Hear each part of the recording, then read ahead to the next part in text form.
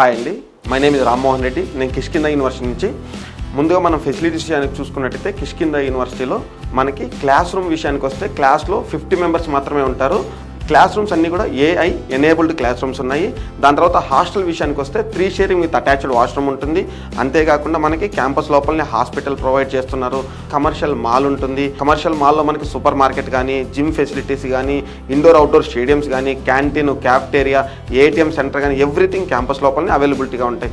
Next మనకి campus లోపల facilities అంటే ముందుగా సెక్యూరిటీ పరంగా మనకి బాయ్స్కి కానీ గర్ల్స్కి కానీ అటు మనకి ముందుగా ఆర్మీలో ఎవరైతే రిటైర్ అయింటారో ఎక్స్ సర్వీస్ మెన్స్ మాత్రమే ఇక్కడ సెక్యూరిటీ గార్డులుగా ఉంటారనమాట.